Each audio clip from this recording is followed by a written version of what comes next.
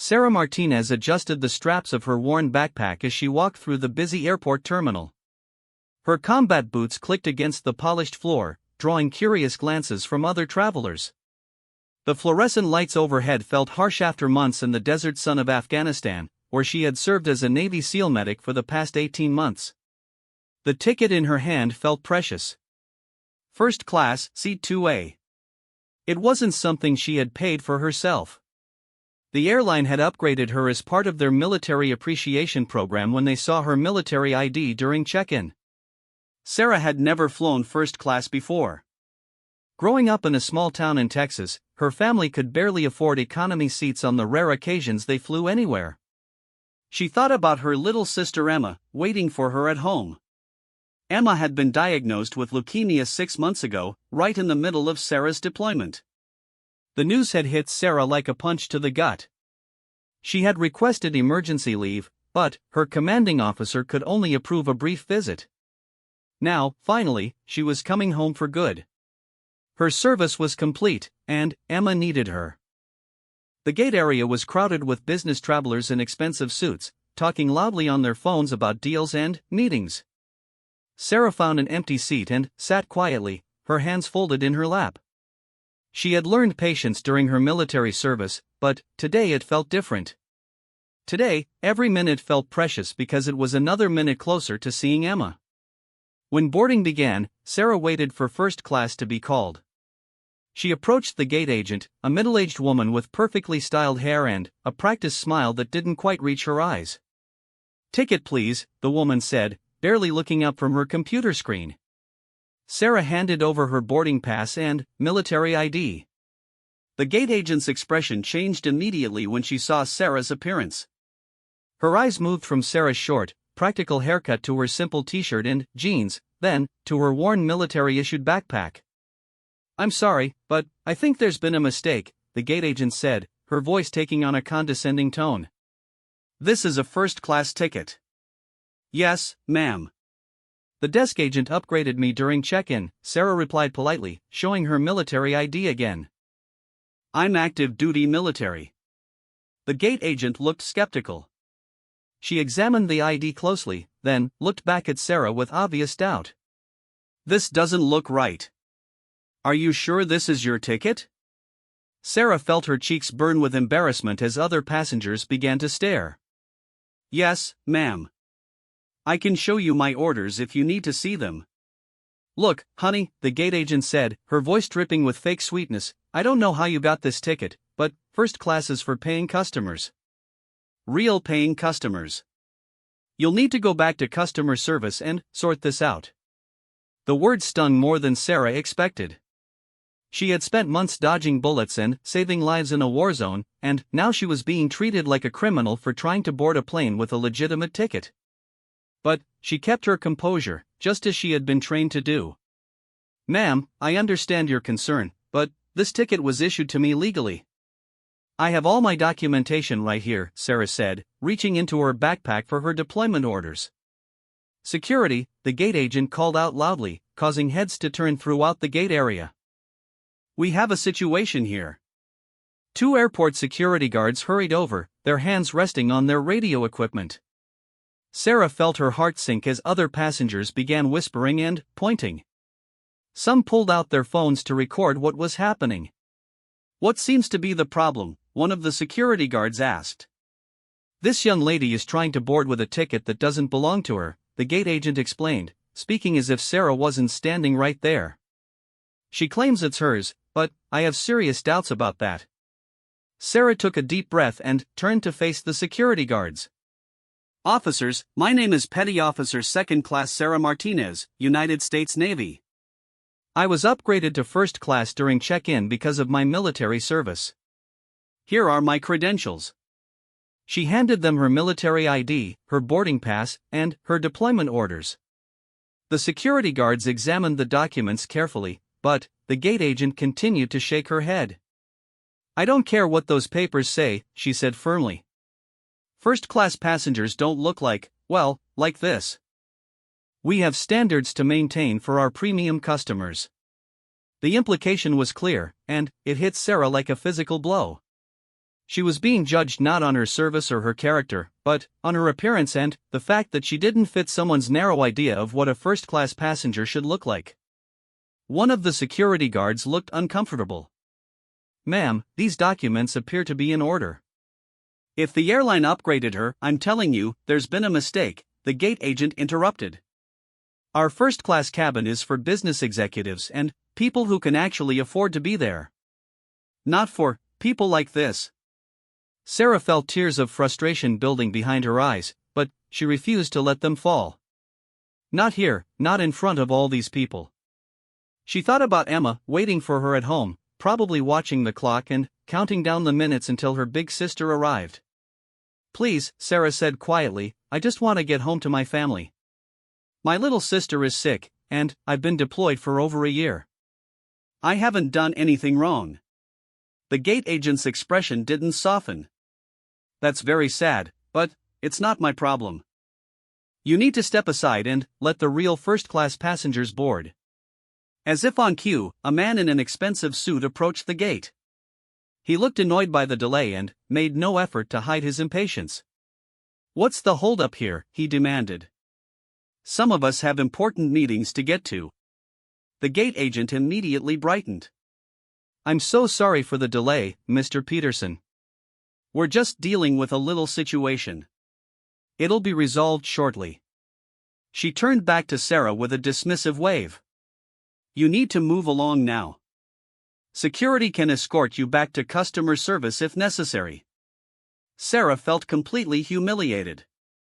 Around her, some passengers were recording with their phones, while others looked away uncomfortably. A few seemed to be enjoying the drama. She had served her country with honor, had saved lives under enemy fire, and now she was being treated like a con artist trying to steal a seat. "Ma'am," one of the security guards said gently, "maybe it would be best if you went back to customer service to sort this out. I'm sure they can help you." Sarah looked at her boarding pass one more time, then at the gate agent's stubborn expression. She realized that no amount of documentation was going to change this woman's mind. The decision had been made based on prejudice, not facts. "Fine," Sarah said quietly, "I'll go back to customer service." As she turned to leave, she heard the gate agent announce over the intercom, "Ladies and gentlemen, we apologize for the delay. We're now beginning boarding for first-class passengers." Sarah walked away with as much dignity as she could muster, her head held high despite the shame burning in her chest. Behind her, she could hear passengers talking in hushed tones about what they had witnessed. She caught fragments of their conversations, some seemed sympathetic, others dismissive. She made it about halfway down the concourse before she had to stop and lean against a pillar, taking deep breaths to compose herself. This wasn't how her homecoming was supposed to go. She had imagined walking off the plane and straight into Emma's arms, not being humiliated in front of strangers and treated like a criminal. Sarah pulled out her phone and considered calling her mother to let her know about the delay, but she couldn't bring herself to do it. How could she explain what had just happened? How could she tell her family that she had been kicked off a flight because someone decided she didn't look like she belonged in first class? She thought about all the times during her deployment when she had dreamed of coming home. In her imagination, it had always been simple and joyful. She would land, collect her bag, and drive straight to the hospital to see Emma. They would hug and cry and laugh, and everything would be okay for a little while. Instead, she was standing alone in an airport terminal, feeling smaller than she had ever felt in her life. The worst part wasn't the embarrassment or even the delay in getting home. The worst part was the reminder that sometimes, no matter how much you sacrifice or how hard you serve, some people will always see you as less than worthy. Sarah straightened her shoulders and started walking back toward customer service. She would get this sorted out, even if it meant flying economy. Emma was waiting, and that was all that mattered. She had faced down enemy fire and saved lives in impossible situations. She could handle one prejudiced gate agent and a flight delay. But, as she walked, she couldn't shake the feeling that something fundamental had changed. The country she had served, the people she had protected, this was how they saw her. This was how they treated the men and women who put their lives on the line for freedom and democracy. The customer service line was long, filled with frustrated travelers dealing with delayed flights and lost luggage. Sarah took her place at the back end, prepared to wait, just as she had waited for so many things during her military service. Patience was a skill she had learned well, but today it felt different. Today, every minute of delay was a minute stolen from her time with Emma. As she stood in line, Sarah thought about the seal tattoo on her back, the trident that marked her as one of the few women ever to complete the training and serve in special operations. It was hidden beneath her shirt, invisible to the gate agent who had judged her so harshly. She wondered if it would have made a difference if the woman had known, but then realized it probably wouldn't have. Some people had already made up their minds about who deserved respect and who didn't. The line moved slowly, and Sarah watched the clock on the wall, calculating how much time she was losing.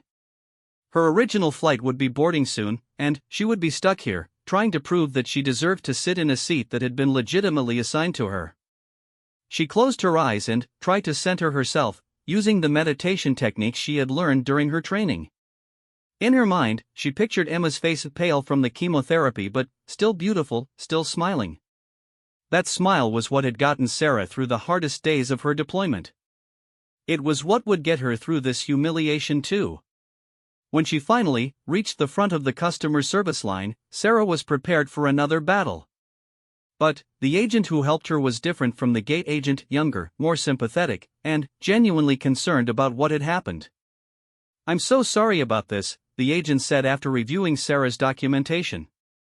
"There was absolutely nothing wrong with your upgrade or your ticket. That should never have happened. Can you get me on the same flight?" Sarah asked hopefully. The agent's expression fell. "I'm afraid that flight has already departed. But I can get you on the next one, and I'll make sure you're confirmed in first class. No questions asked." Sarah felt her heart sink. The next flight wouldn't get her home until late that evening, which meant she wouldn't be able to see Emma until the next day. But there was no choice now. "Okay," she said quietly. "Thank you for your help." As the agent processed her new ticket, Sarah couldn't help but think about how different things might have been if the original gate agent had simply done her job with professionalism and respect. One person's prejudice had cost her precious hours with her sick sister, and that was something she would never be able to get back. But she was going home. Finally, after months of waiting and fighting and serving, she was going home to Emma. And that was worth any amount of humiliation or delay. Captain Michael Rodriguez had been flying commercial aircraft for 15 years, but he still felt a thrill every time he walked through the terminal in his crisp pilot's uniform. Today was different though. He was deadheading back to Dallas after completing a flight rotation, which meant he would be traveling as a passenger rather than sitting in the cockpit. As he approached Gate 14 for his flight home, he noticed an unusual commotion. A crowd had gathered around the boarding area, and he could see people holding up their phones, recording something. His pilot instincts kicked in immediately. Crowds and disruptions around gates usually meant trouble that could affect flight schedules. Michael approached the edge of the crowd and listened as passengers whispered among themselves about what they had witnessed. "Did you see how they treated that girl?" an elderly woman was saying to her husband. "It was absolutely terrible. She had all the right paperwork, but they wouldn't let her board first class." "I heard she was military," another passenger added. "The gate agent just decided she didn't look like she belonged in first class." It was discrimination, plain and simple. Michael felt his jaw tighten. As a former Air Force pilot himself, he had deep respect for anyone who served in the military. He had done his own tours overseas before transitioning to commercial aviation, and he knew the sacrifices that service members made. The idea that someone had been mistreated because of prejudice against military personnel made his blood boil. He walked up to the gate agent, who was now boarding regular passengers as if nothing had happened. Her name tag read Jennifer Walsh, and she had the smug expression of someone who felt completely justified in her actions. "Excuse me," Michael said, his voice calm but carrying the authority that came with his position. "I understand there was an incident here involving a military passenger."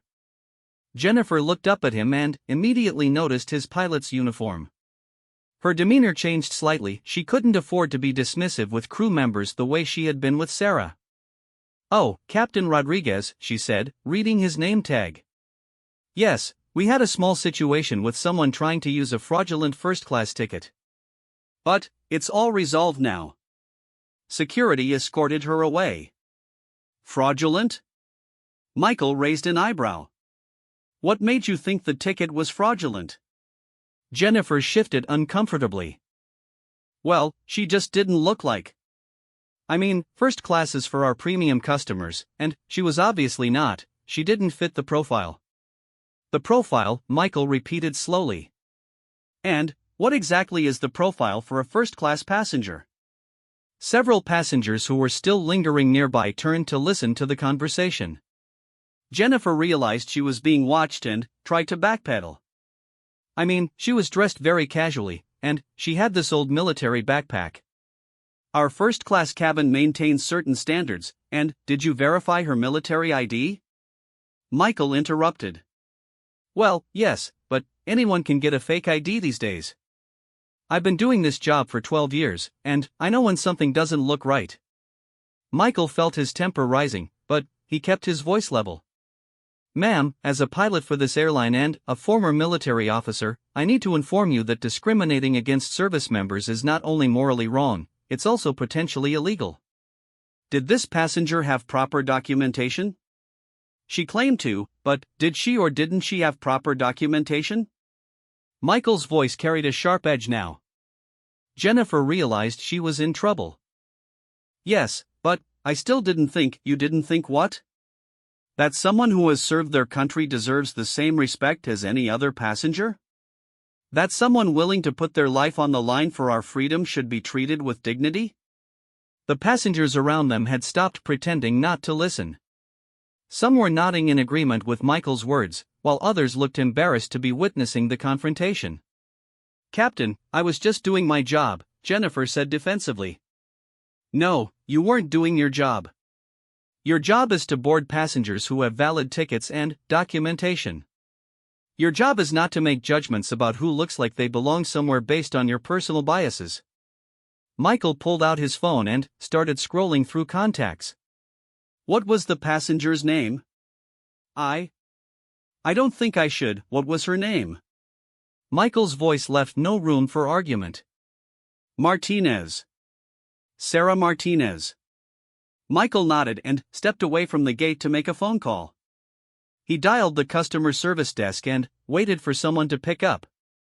"This is Captain Rodriguez," he said when someone answered. "I need to speak with a supervisor about a passenger named Sarah Martinez who was just denied boarding at gate 14. This is a priority issue." While he waited to be connected, Michael thought about his own experiences as a young military officer. He remembered the times he had been looked down upon or dismissed because of his age or background. He remembered the sting of being treated as less than worthy, despite his service and qualifications. "This is David Kim, Customer Service Supervisor," a voice said on the other end of the line. "David, this is Captain Rodriguez. I'm calling about a military passenger who was denied boarding at gate 14 despite having valid documentation and a confirmed first-class seat. I need to know her current status and what's being done to resolve this situation." There was a pause. "Yes, Captain. I actually just finished helping Ms. Martinez myself. She was completely within her rights to board that flight. The gate agent made an error in judgment." "An error in judgment," Michael repeated.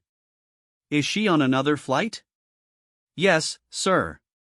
She's booked on the 6:15 p.m. flight to Dallas, also in first class.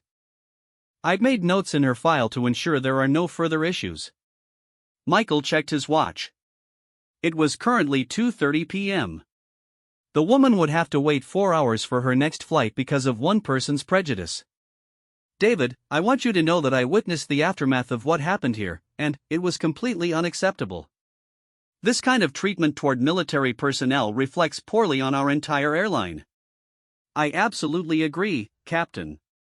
I'll be filing a report about this incident, and it will be reviewed by management." Michael ended the call and walked back to the gate. Jennifer was still there, looking nervous now that she realized a pilot had gotten involved. The crowd of passengers had mostly dispersed, but a few were still watching to see what would happen next. "Is there anything else I can help you with, Captain?"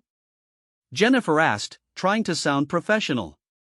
"Actually, yes. I want you to understand something about the passenger you just humiliated. Military personnel, especially those returning from deployment, have sacrificed months or years of their lives serving our country. They've been away from their families, missed birthdays and holidays, and put themselves in danger so that we can live safely at home." Jennifer nodded, but Michael could tell she wasn't really listening. When someone like that gets an upgrade to first class, it's not charity. It's a small gesture of appreciation for their service. It's the least we can do for people who have given so much. I understand that, but do you? Because your actions today suggest that you see military service members as somehow unworthy of basic respect and courtesy. You made assumptions based on appearance rather than facts. You humiliated someone who deserved to be honored. Michael paused and looked directly into Jennifer's eyes.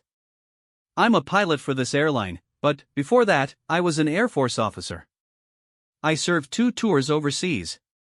If I had been standing here in civilian clothes today instead of my uniform, would you have treated me the same way you treated Ms. Martinez?" Jennifer didn't answer, but her uncomfortable silence spoke volumes. "The thing is," Michael continued, "you'll never know who you're really looking at when you make snap judgments about people. That young woman you dismissed might have saved lives in combat. She might have risked everything to protect people she's never met. And you treated her like a criminal for trying to board a plane with a legitimate ticket." One of the passengers who had been listening stepped forward. "Captain, I recorded what happened on my phone. That gate agent was completely out of line." The young lady was respectful and showed all her paperwork, but she kept insisting something was wrong. Michael turned to the passenger. "Would you be willing to share that recording with the airline? This kind of discrimination shouldn't be swept under the rug." "Absolutely," the passenger said, pulling out his phone. "What happened here was wrong, and people should know about it." Michael exchanged contact information with the passenger, then turned back to Jennifer. "I'll be filing my own report about this incident. I suggest you think carefully about how you treat passengers in the future, especially those who have served our country." As Michael walked away to find his own gate, he couldn't stop thinking about Sarah Martinez.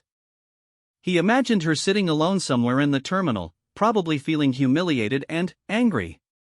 He thought about what it must be like to serve your country overseas, only to come home and be treated with suspicion and disrespect. Michael had been fortunate during his military service. He had come from a middle-class family and had always looked the part of what people expected an officer to be. But he had served alongside men and women from all backgrounds, and he knew that heroism and sacrifice came in many forms. Some of the bravest people he had known looked nothing like what civilians might expect a warrior to look like. He found his gate and settled in to wait for his flight. As he sat there, Michael pulled out his phone and started composing an email to the airline's customer service management. He wanted to make sure this incident was properly documented and investigated.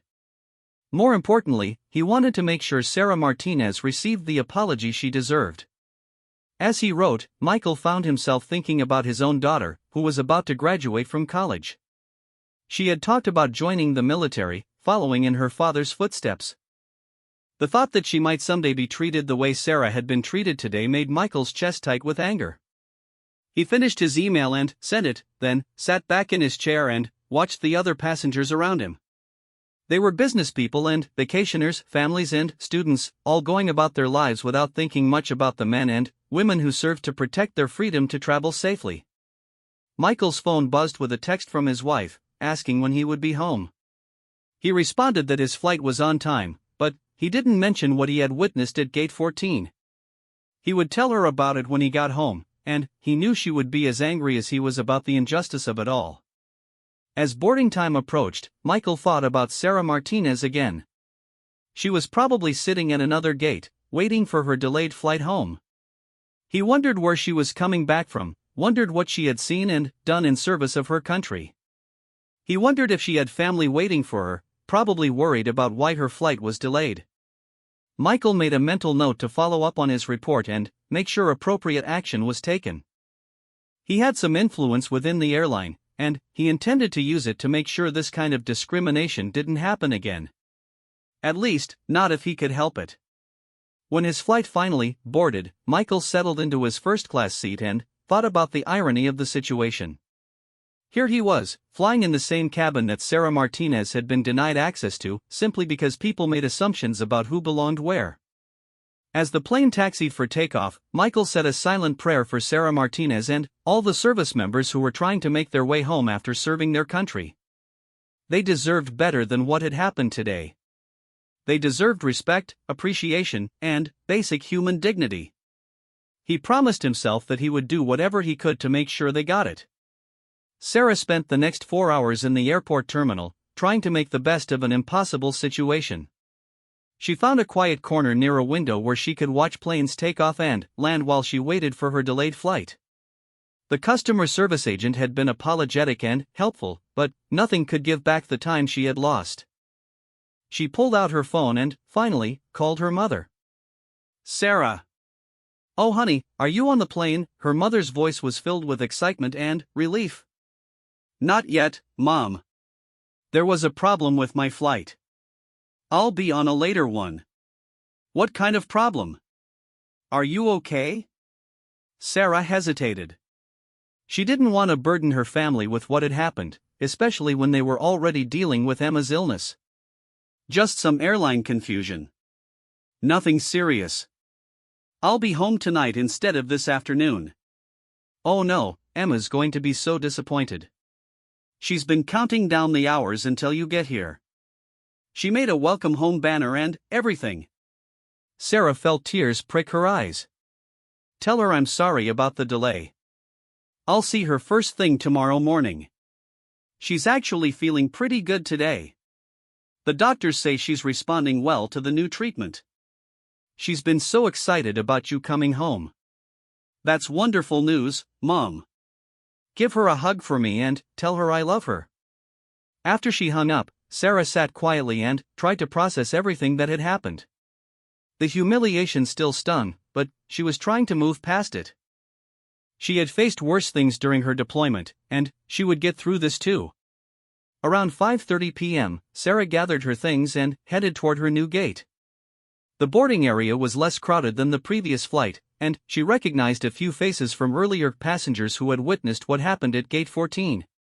Some of them nodded sympathetically when they saw her, which made her feel a little less alone. The gate agent for this flight was a young man named Marcus who greeted her with genuine warmth when she approached with her boarding pass.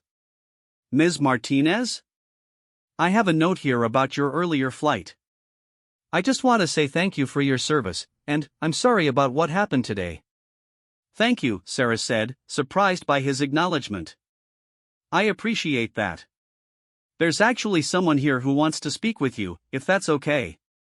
Sarah looked around and saw a man in a pilot's uniform approaching.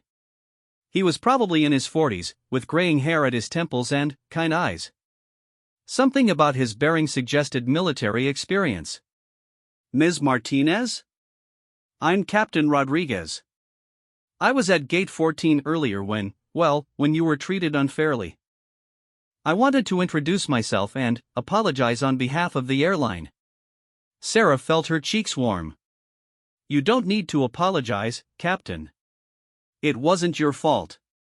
"Maybe not, but it was wrong, and it shouldn't have happened.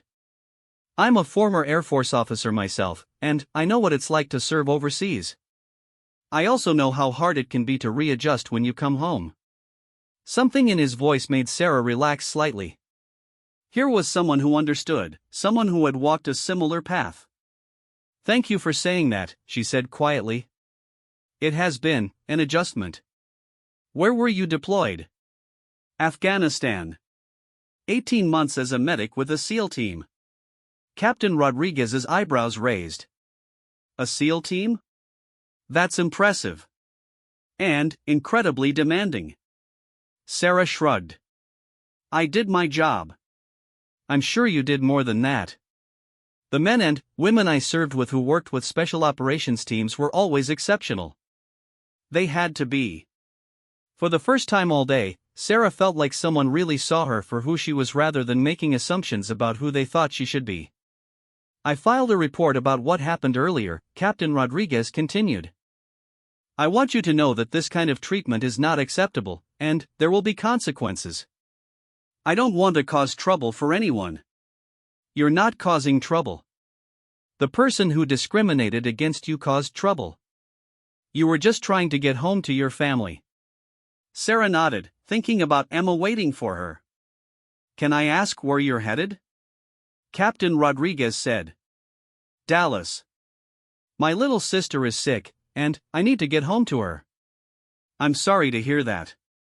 Family is everything, isn't it? She's everything to me, Sarah said simply. She's only 16, and she's been fighting leukemia for the past 6 months.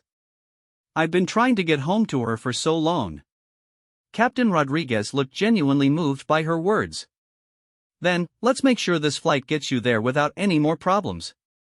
As boarding began, Sarah noticed that Captain Rodriguez spoke quietly to the gate agent and flight attendants.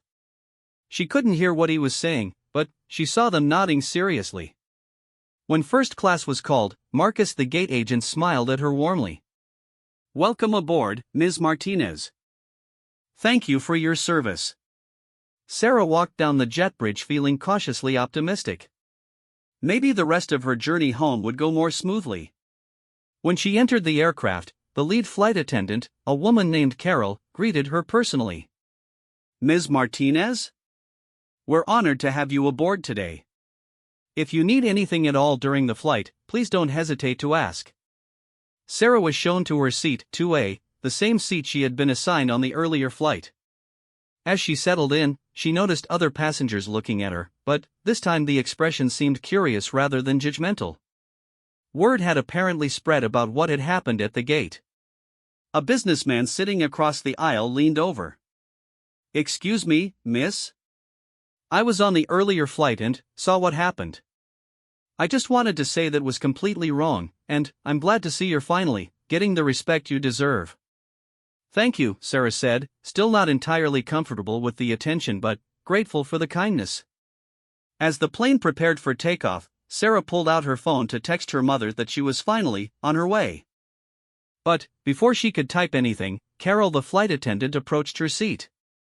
Ms. Martinez, I hope you don't mind, but Captain Rodriguez told us a little about your situation. We understand you're coming home after a deployment to be with your sick sister? Sarah nodded, not sure where this was going. Well, we have something for you. Carol handed her a small gift bag.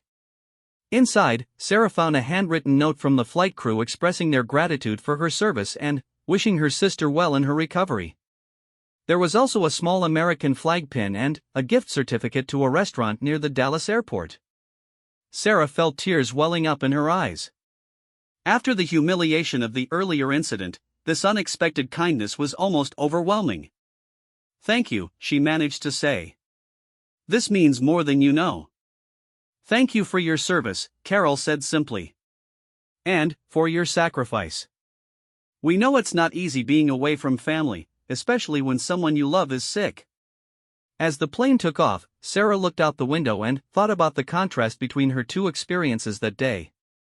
The gate agent who had judged her based on appearance and assumptions, and these people who had taken the time to learn who she really was and what she had been through. During the flight, Sarah found herself thinking about her time in Afghanistan. She remembered the heat and the dust, the constant tension, the weight of responsibility that came with being a medic in a combat zone.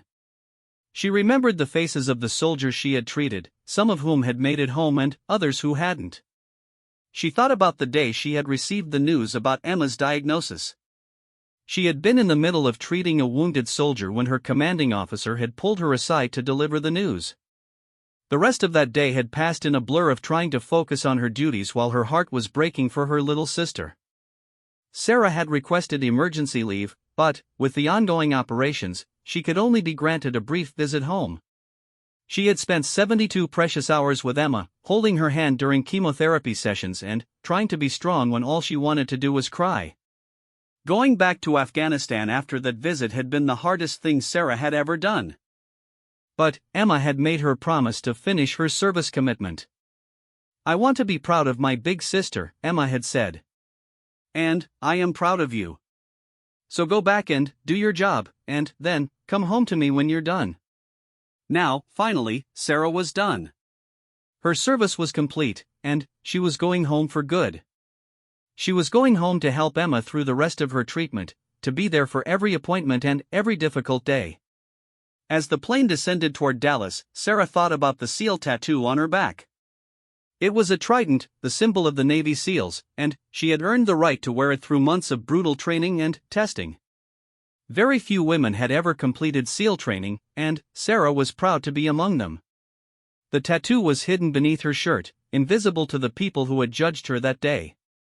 But it represented everything she was: her dedication, her sacrifice, her willingness to serve something larger than herself. It represented the skills she had learned and the lives she had saved. She wondered if the gate agent would have treated her differently if she had known about the tattoo, if she had understood exactly who she was dealing with. But then, Sarah realized it shouldn't matter. Every service member, regardless of their rank or specialty or achievements, deserved to be treated with respect and dignity. The problem wasn't that people didn't know who she was, the problem was that they made assumptions without bothering to find out. As the plane touched down in Dallas, Sarah felt a mixture of excitement and nervousness.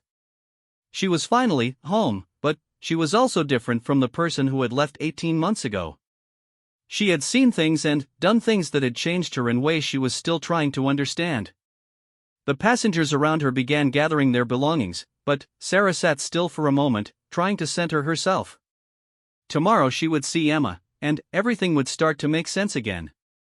Tonight she would sleep in her own bed for the first time in over a year, and in the morning she would begin the most important mission of her life, helping her sister get well. Carol stopped by her seat as passengers began to deplane. "Ms. Martinez, it's been an honor having you on board. I hope your sister's recovery goes well." "Thank you for everything," Sarah said. "You and your crew turned what started as a terrible day into something I'll remember fondly. That's what we're here for. And I hope you know that not everyone feels the way that gate agent did."